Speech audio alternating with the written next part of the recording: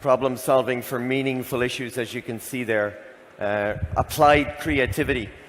Speaking of which, we're slightly behind, so we're going to move quickly. We might have a look at the poll later, not now.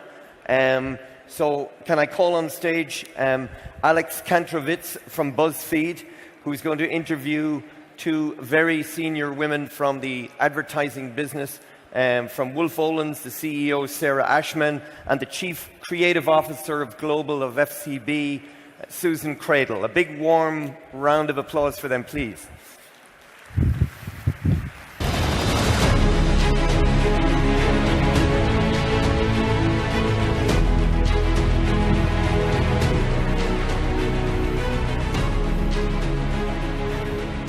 All right, everyone, thank you for hanging in there. And why don't we start with a little quick introduction, a summary of what you do, but you're going to only get a length of a tweet to do it. So in 280 characters, tell me a little bit more about your work, Sairah. Creating brands, studying behavior, having fun. Okay, that's the last one sounds good. All right, Susan? Pretty much the same. Investing in big platform ideas for brands that solve short-term problems but build to a long-term point of view in the world. Okay, we're going to, everybody in the audience, we're going to take some questions, so you can feel free to submit them, and I'll be keeping an eye out, making sure we get them to our speakers. We're talking about creativity, and is creativity really a thing anymore? And that's a question I have. I remember, about 10 years ago, I came up working in marketing, and I always had to make the case inside an organization, stop with all the pretty pictures. We can figure out exactly what everybody wants by just typing it into Google AdWords. And obviously, the capability of data has really expanded in the time since. So I'm just kind of curious to hear from your point of view. In an age so powered by data, isn't creativity dead? Why isn't it dead? Susan? No, it's not dead. Here's the thing. I'm not even sure creativity is the right word. I think for me, it's storytelling. And we even have said storytelling is dead, but I think that's a misconception. Storytelling, especially for marketers, is really just a tool to help you remember something. And being remembered is one of the biggest things brands and products and businesses need to do. And so if we can wrap an idea into a story that's remembered, then I think we'll be successful marketers. And the most important thing is that storytelling isn't just about like a video narrative. Story can be in a design and a design choice of like, why did you do this? And when you can wrap it in a story, people will remember and they'll probably tell other people. That feels like pretty old school to me. I mean, you're talking about marketing thinking that's been around for a long time and kind of went out of fashion. So why do you think it's still in fashion, and why do you think it still works? Well, I think that the major reason it's more in fashion than ever is the fragmented media landscape. And if you look back to before mass television, the media was pretty fragmented back then, and so storytelling was really important. I think when we had mass media and television and we could reach everybody very quickly, we kind of started to doubt storytelling as an important tool, and that's when data and analytics, I think, got exciting. I do think that data and analytics are wonderful, but they're wonderful at telling you what kind of stories to tell. For me, creativity is about problem solving and doing that thinking in ways that are lateral rather than expected. That gets you to more interesting places. And I also agree that storytelling is important and it's timeless. That's why it's been around so long. Right. We relate to one another through analogies, and we use language in creative ways to be able to remember things. So I don't think it's going out of fashion anytime soon. No. Sairah, you help companies figure out what they are on the inside, what the core of a company is. Is that a new thing? And what type of discussions actually happen when a company comes to you and says, we don't really know exactly what we are and what our the core of our personality is? So I think of companies and brands almost like people, and even when a business comes to you and says we're not really sure what we stand for, they always do. They just need some help articulating that and getting to what's at the core of what they're about, what they believe, what's authentic about them, and then connecting that with the kind of audiences that they want to share that with. I hear you say that, and I'm sort of reminded of this moment in time. I think you might even trace it back to when Oreo did that ad that broke through in the Super Bowl when there was a blackout and they had a point of view on it, and everyone's like, Oreo's got a great personality. And so then brands all of a sudden started deciding that they wanted to develop their own personality, their own point of view, and a lot of that played out in the social streams, on Twitter, on Facebook. on Tumblr when that was still a thing. And then there was this moment where the streams all became pretty toxic. And it became a place where brands might not want to insert themselves. If people are having a collective mental breakdown and Jack Daniels is like, hey, what's up? It just doesn't seem exactly like the right place. So have things changed now that the streams have become pretty toxic, pretty political? Does a brand not need a point of view in the same way they used to? I think it's quite the reverse, actually. I think we have a really high expectation of what companies and brands will do for us and what we expect from them, and we expect our values to be really closely aligned these days, more so than ever. And so if you're a brand today and you're not clear about what you stand for, I don't actually think you're going to survive very long. Well, you both work with brands that have probably been thrust into, they have to make a decision on the political process. Do you support this? Is that a new territory for brands? And if you're a storyteller, you obviously put yourself. You think about that Pepsi ad where Kendall Jenner is handing the Pepsi can to a police officer. Sometimes it doesn't really work well. So, do you have any advice for people that are trying to insert themselves into the narrative, but also not be assholes? Yeah, it's interesting because I do think that people are expecting more from brands, and I think maybe because the world is so toxic, I find it interesting that in our advertising conversations, we seem to be having these, is this ethical? Is this the right thing to do? Where you would think we would be the last ones having these conversations. But I think that social media is becoming a big judge of what we do and our behavior. And one of the things that is interesting about saying, there's this toxic social world, and should a brand show up with the wrong message in that world, I think we got to talk about regulation. It's like if you think about television, brands chose what shows to show up in, what content they wanted to be surrounded by. And we don't have any of that in online right now. And I think we're going to see that conversation coming next. And we talk about that very much and often from a consumer's perspective, from an outsider's perspective, if you like. But how employees feel inside an organization and how the world views their brand is also really important. So if you take the people who came out at Google recently on strike around the Me Too movement, and you get what's happening in Facebook, I want to work for a company I believe in, that I share values with, and I need to know what they are, and I need to see them expressed in ways that feel very genuine. We started this discussion with a mention of the fact that the media landscape is so fragmented. And having heard some of your answers about having a point of view and telling a story, I want to come back to that. I really like to know, how does a brand tell a story in such a crazy media environment in a way that it cuts through? Well, I think there's a word called consistency that actually I've been talking about. Is consistency the opposite of creativity and originality, or do they actually support each other?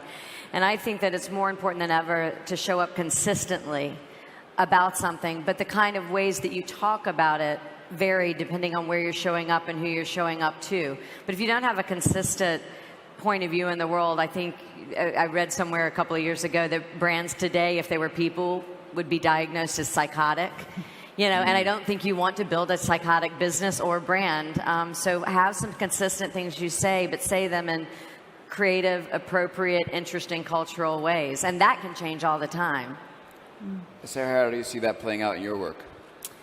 Well, one of the things that I spend quite a bit of time thinking about right now is what do brands look like or feel like in a world where they're not so visual anymore? So when you're buying stuff through, Alexa and whatever else, the experience is going to be different in the future. It's going to be more sensorial. It's going to be through voice. It's not going to be the kind of old-fashioned way, if you want to call it old-fashioned, of being highly visual. So how does a brand assert itself and mean something and express itself in a way that you understand in that context? I think that's really interesting. I also think it's important as we talk to one-to-one and personalization. If I have an experience with a brand and you have an experience with the brand that's one-to-one, but we don't share commonalities about that brand, it's not a very interesting conversation, and it doesn't, scale. Versus if you figure out a way to talk generally to a lot of people, but specifically to one, I think you're going to win. But if it's just one-to-one, and we don't share the same backstory, I don't think it works. And participation is so important now. Right. So the days of sort of passive absorption of information is over.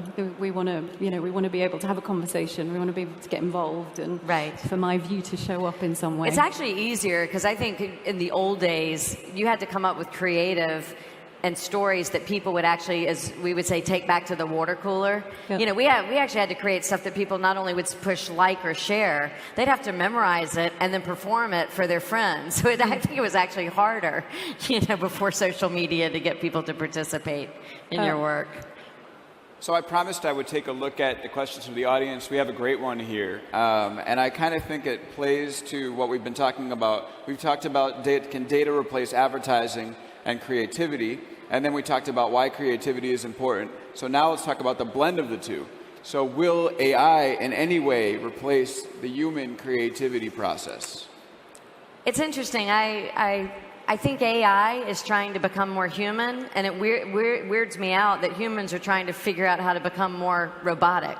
And I would say, let AI do all the stuff that humans don't really enjoy doing, the cutting, the pasting, the machine learning, and then let humans get back to being really human and empathetic. And so I actually think they work in concert together. I had a creative a year ago saying he had no time to really think creatively because he was so busy having to fill all these content holes with rudimentary pieces of communication. It's like, I don't want to hold on to that.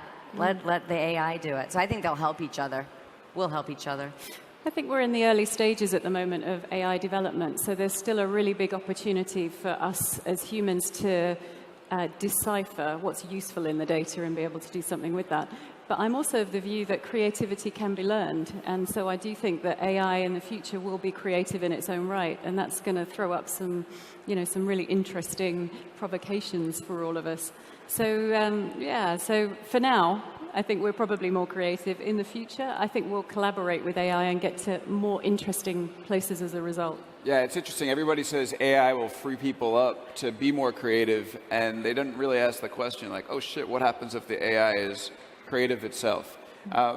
Let's go. Oh, go ahead. I was going to say we have a piece of learning on AI that we're doing where we've taken a first edit of a piece of film from 10 hours to 1 hour, just by how we're treating the work. And it's freaking me out a little bit because the AI cut and the editor's cut are almost identical, the first cuts.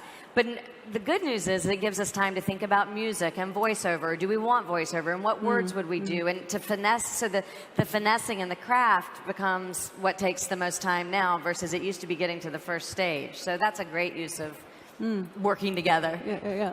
I think that it's rare that I get opportunity to speak with two amazing people working on brand and creativity. And that means it's a great time to talk about Amazon. Because Amazon, as you might have seen, is starting to create its own products. They just created a memory foam mattress. They see the data of the people searching for things, and then they say, oh, we might want to create that too. So they have memory foam mattress, they have batteries, they have everything else that you can imagine, not only in Amazon Basics, but other white-labeled products that you can't really tell are Amazon. So I'm kind of curious. And then, well, let's also talk about something else. So when you ask the Echo for something, Alexa, I'd like batteries. Well, then it suggests the Amazon Basics batteries. You've been working your whole lives building brands like Duracell, for instance. So now all of a sudden when you're working in voice, that doesn't necessarily come through. So I'm curious, how big of a threat is Amazon to brands? Well, I mean, I think in the same way that Costco was a threat to brands, in the retail world, the physical retail world, I think that it will make a difference. But the question is, will brands go away, or do you need to double down on brands if you're not Amazon? And I would say the latter. I personally, I'm buying Casper. I don't care who does foam mattresses. I love Casper. I love the brand. I love when I see the label. It makes me feel good. And I think we have to remember that some people are not moved by brands. A lot of people are. Brands are about an emotional response. And I remember buying Kirkland wine from Costco, and after a while I was like, I know it's good wine, but I miss the labels. I miss the different labels being in my house and making me feel different things. Unless we say that people no longer make decisions emotionally, I still think there's a place for brands in Amazon's world. I think that's exactly right. Brands live at the intersection of both functional logic and emotion. And some things we won't mind being commoditized. Perhaps I don't care about batteries, but you can bet I care about some other things. And I need something to help me make a choice. And it's going to be reflective of who I am. And so I don't think brands are going to go away, even in Amazon's world, as hard as they try. We were saying it's a little bit like when you had the old general store and the stockkeeper said, what would you like? And then they went back into the back and got all your goods and gave it to you. And then somebody had the brilliant idea of saying, why don't we let the people be the stock people? Just let them go in the back and pick what they want. That's kind of where I feel like Amazon is we're going to put you a lot of products online and let you participate. But I don't think there's any brand out there that thought once they were in the back of the stock room, they never had to do any more advertising or storytelling or building of their brand just because someone was able to reach out and grab the product. So I think that tells me that even with a world like Amazon, brands are going to have to be telling their stories outside of the low funnel. I think you could take a look at a data point right now. Brands are spending a ton of money on Amazon.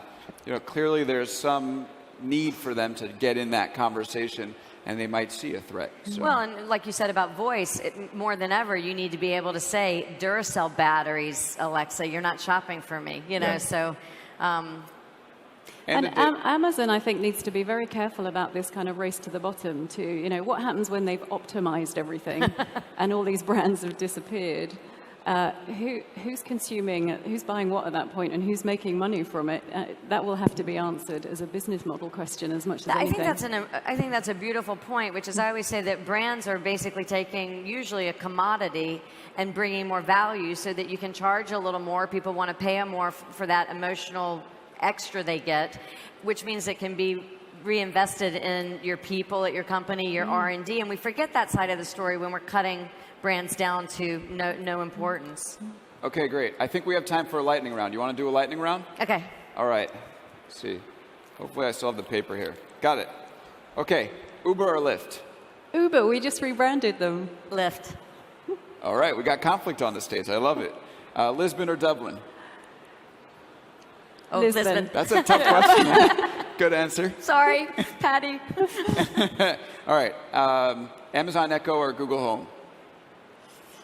Ooh, Amazon. Can I say neither? Neither. You could say that, sure. Okay. Amazon Jeff Bezos or Space Jeff Bezos? Amazon. Yeah. Okay. Twitter is fill in the blank. Twitter is exhausting. But yeah, Twitter is almost over. Okay. Ooh. Wow. All right. And Because it's exhausting. Yeah. Sorry. Let's finish up with this. The app I most want to delete. To lead? Delete. You can't say stocks. App I most wanted to lead. Lead or leave? Delete. Lead. I don't know. Yeah, I mean, I only have apps that I want. I thought I was going to get a better response on that I know. one. It's like I'm so confused. Okay. All right. Well, anyway, thank you so much to these two amazing people. Have a great rest of the day and enjoy the rest of the conference. Thank you. Thank you.